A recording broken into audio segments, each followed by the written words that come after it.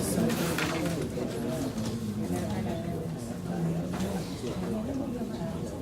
think we don't have a forum.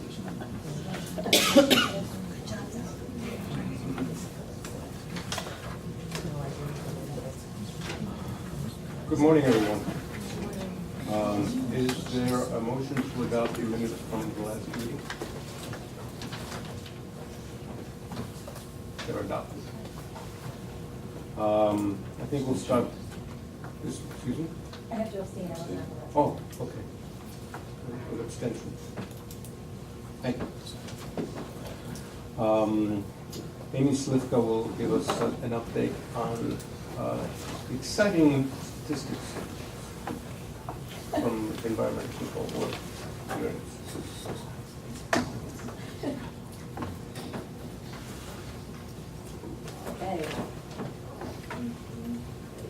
Good morning, everybody. I think most of you know what this is. This was a quarterly presentation, and basically it's the number of violations received by both ECB, broken down by issuing agency, a quarterly comparison of violations received and heard and decisions rendered, a look at the lapse time from hearing to decision date, a look at the decision results for each of the issuing agencies, and lastly, a look at the most commonly issued violations by agency and appeals. Okay, so yeah. Okay, that's not going to work. Okay, so there we go. That'll work. Okay, so as you can see, the summons received by DSNY, there's been an increase from to 21% increase from the first quarter of calendar year 16 to the second quarter. DOB, there's been a 23% increase. DOT a 19% increase. SDNY a 14% increase. DP a 4% increase, and DOH/MH a 20% increase. I'm hitting the wrong button here. Okay, sorry. Parks, 104% increase, which is kind of seasonal, it makes sense.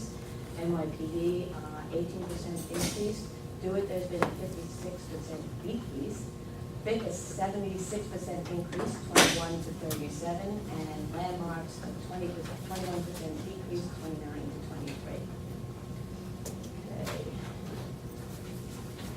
So summons received by ECB comparing the second quarter of 2015 calendar year and calendar year 2016.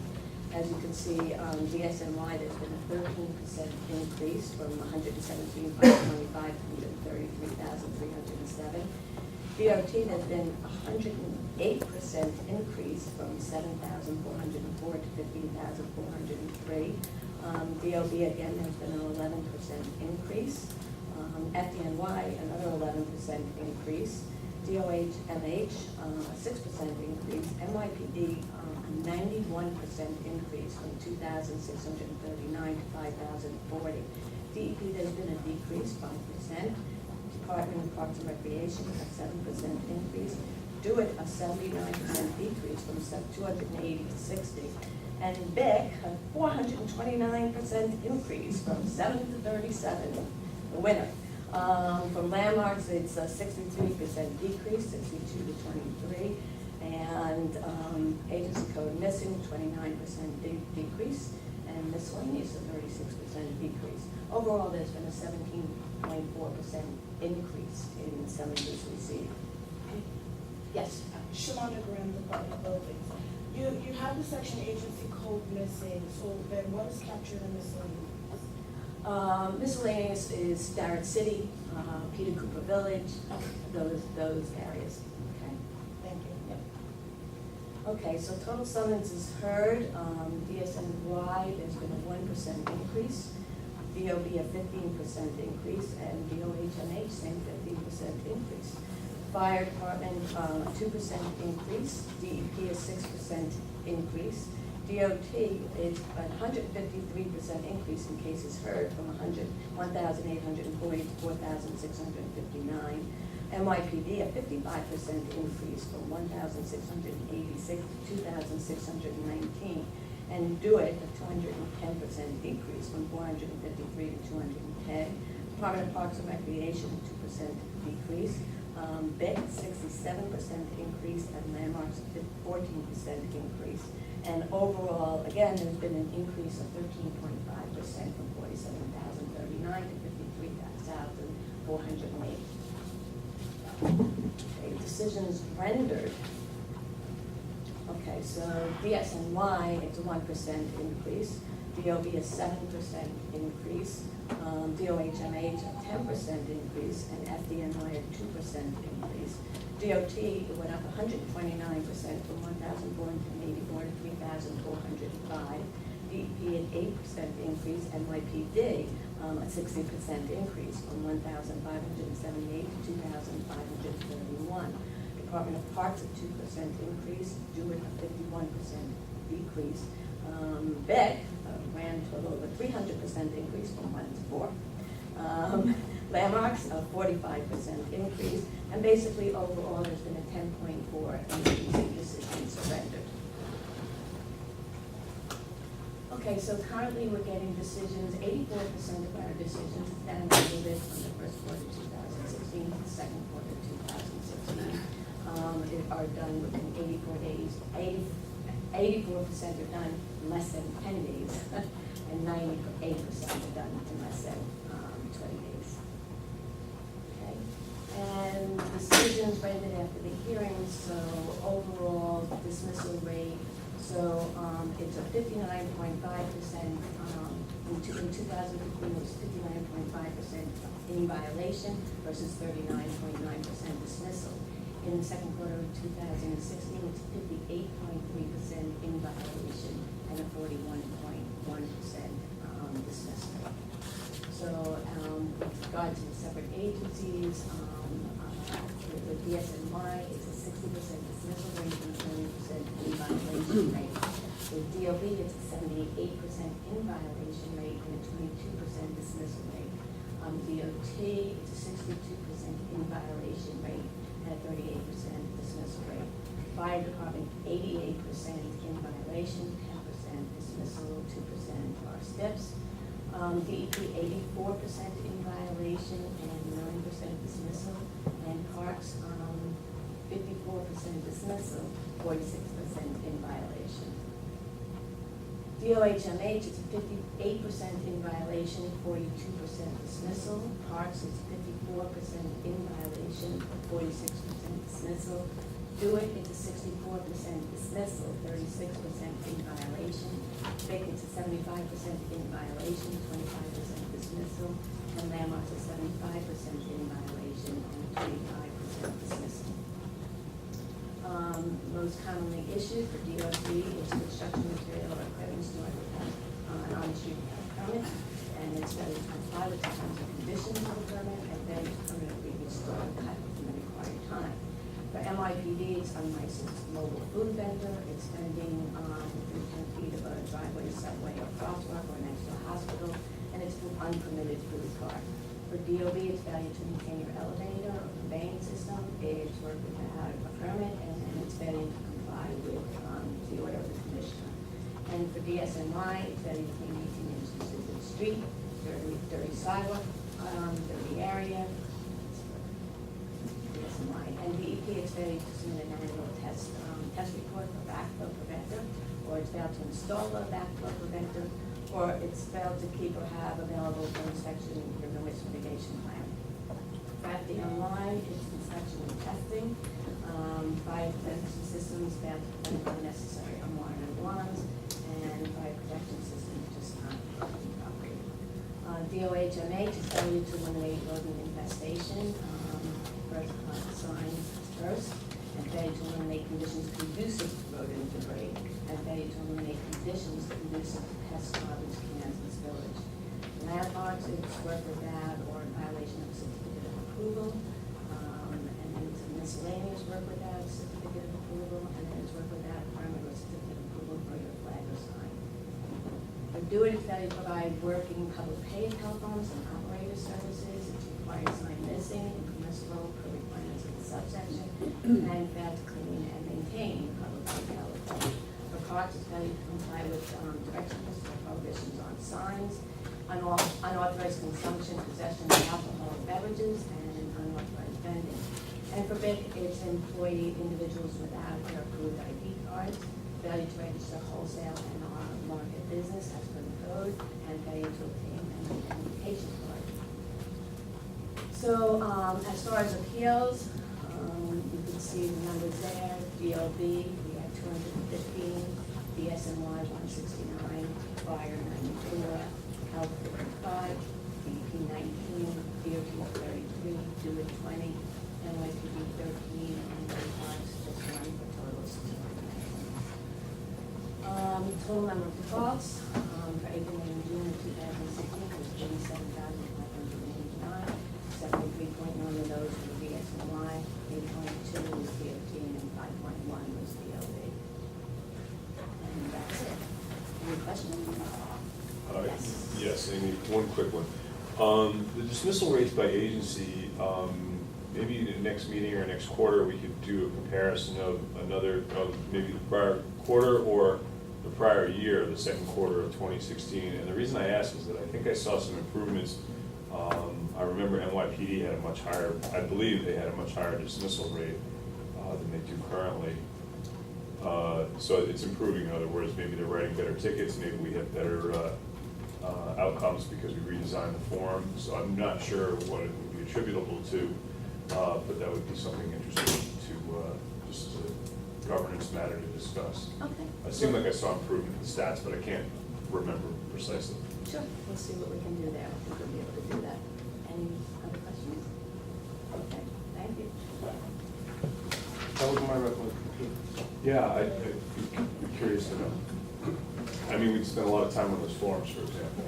Maybe that helped. I don't, be good to know. I hope so. All right. But meetings without facts or maybe that. Just makes us hopefully feel better anyway. They look prettier.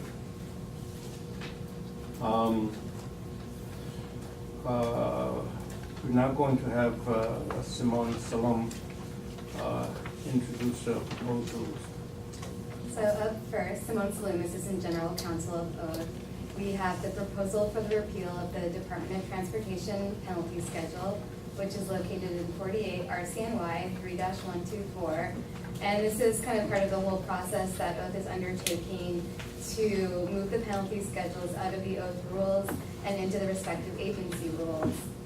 We are coordinating the repeal with the Department of Transportation to ensure that their penalty schedule gets promulgated simultaneously with the repeal. Does anyone have any questions about this proposal? Is there a motion?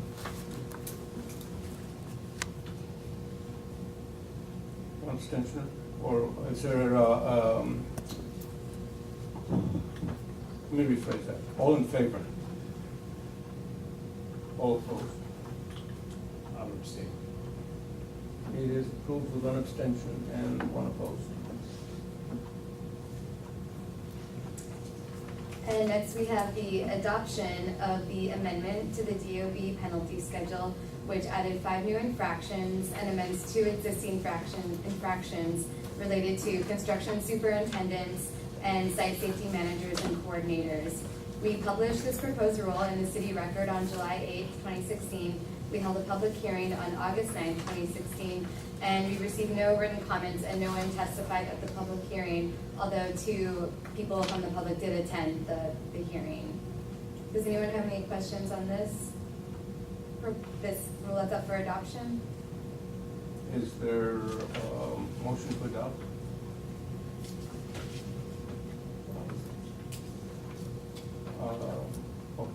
Okay, let me phrase that again, because I asked for a motion. All in favor? It's unanimous with one abstention from Bill. Thank Right. you. And Class BEP.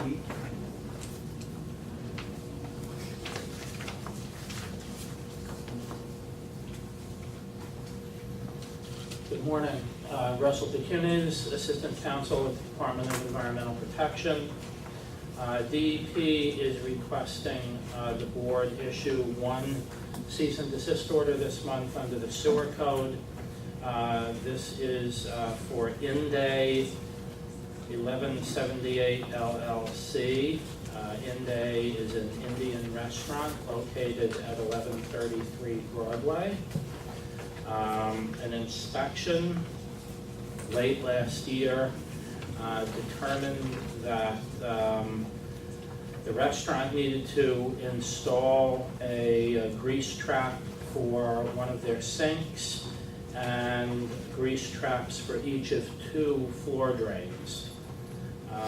When they failed to comply, beginning in January, DEP, Bureau of Wastewater Treatment, issued a series of notices of violations and commissioner's orders directing respondent to comply.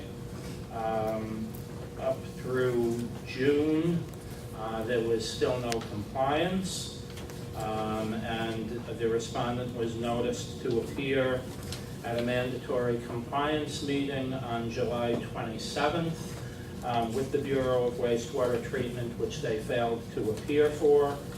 Due to the continuing failure of the respondent to comply with the requirement to install the grease interceptors, DEP is asking the board to issue an order to cease and desist. Any questions? Is there a motion? It's unanimous with 1 abstention. Thank you. And DEP has 28 requests for cease and desist orders for building owners who have failed to comply with commissioner's orders to install backflow prevention devices. In each of these cases, a summons has been issued to the respondent, which has been adjudicated in violation, and respondent is still not in compliance, based upon which the department is asking the board to issue cease and desist orders in each of these cases. Any questions? Is there a motion? It's unanimous with 1 abstention. Thank you. That was short and sweet. Is there a motion to enter into executive session to discuss litigation? Oh. Sorry about that. Sorry, Kelly.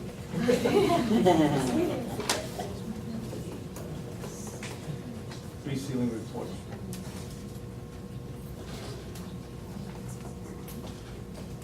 Morning, Kelly Corso, Assistant Director of Adjudications for Oath. And we have 19 pre-sealing reports for today's boards. We have 13 cases that involve backflow violations, 3 that involve air code violations, and 4 that involve a noise code violation.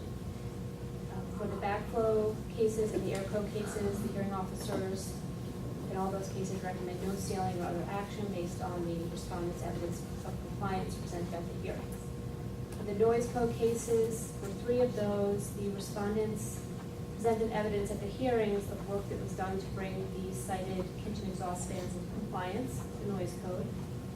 And the hearing officers recommend in all of those cases that DEP re-inspect the equipment and that the equipment remain unsealed only if the initial re-inspection by DEP and further re-inspections for a period of 180 days show no violation. And the last noise code case, the hearing officer recommends no further action, and that's based on a recent DEP inspection report that indicated that the cited exhaust fan was disabled and a new exhaust fan was installed. That's it. Any questions? Is there a motion to adopt? Okay, it's unanimous. Thank you. Now, is there a motion to adjourn to executive session to review litigation? That's adopted and we'll wait a moment.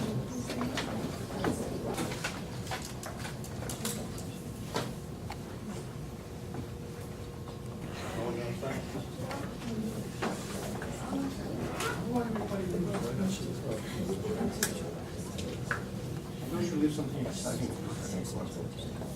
I have a question. A movie or something. Oh, Yeah, can you update the board on where we stand in terms of filling the open citizen vacancies? Yes.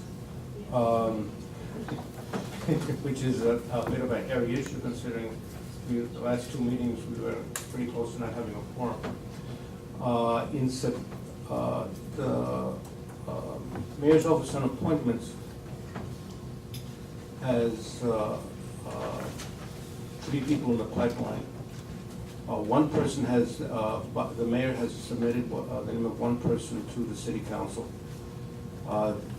The city council's committee on rules, privileges, and forgot the rest of the title, is supposed to have a hearing on the person with, this case is the noise expert. I believe in the first week of September. They don't have a date yet. This information as of yesterday afternoon. And it's expected that the council will vote on that nomination towards the end of September at their next stated meeting. And hopefully it'll be before our board meeting. And we can have at least one more board member then. The other 2 individuals are still going through the vetting gauntlet. And hopefully by the end of 2016, we'll be at full complement. I thought there were only 2 vacancies. 3, I believe. 2, 2?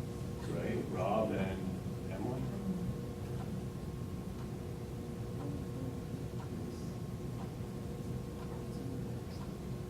Well, everybody's a holder. Well, that's fair, but I mean, there are 2 literal vacancies. Oh, So you're. so maybe one of the holdover guys whom I don't know whom is being considered for reappointment. You don't know whom? They haven't shared it with me. I'm surprised that you're not aware of who the.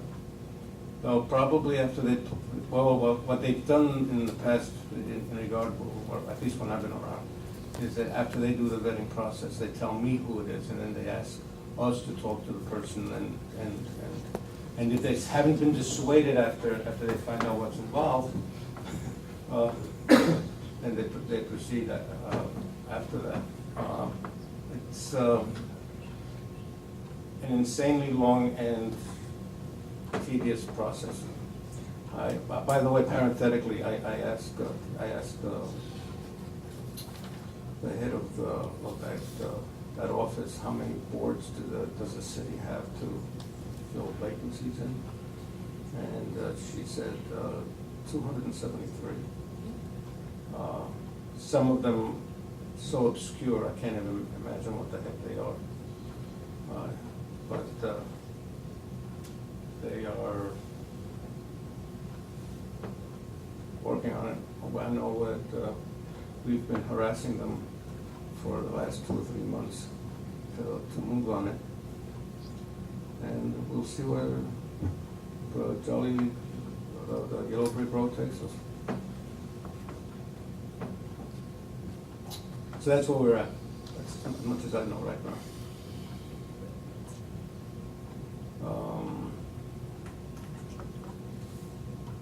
Is there a motion, by the way, to affirm the appeals panel's decision? It's unanimous. Before I ask to adjourn, I want to point out that Helene Balsam, who has been connected to ECB for something like the last 30 years, is going to be moving on. Over the last 30 years, well, right now she's the Deputy General Counsel.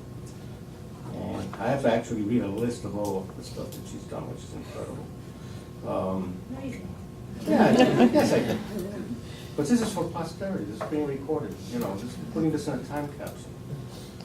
She's been managing attorney for ECB's Brooklyn office.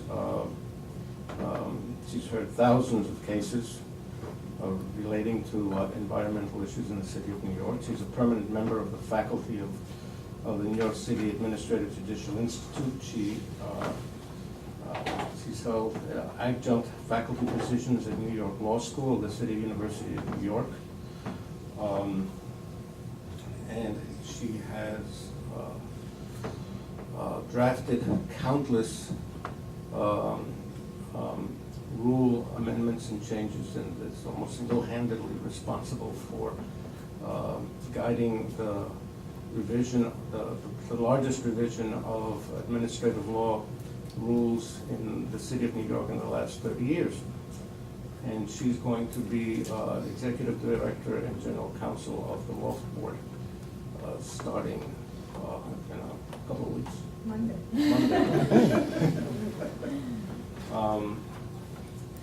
And I just wanted to acknowledge our gratitude for all this time, that, you know, all of her contributions, and I'm happy for her, and at the same time, not so happy for us that she's leaving. And if anybody wants to hang around after the meeting, we've got some stuff over here, and hang around and mingle and say thanks again.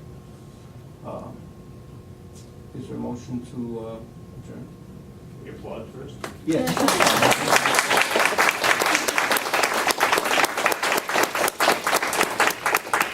We'll let the record show there was applause. Are we adjourned? You're adjourned.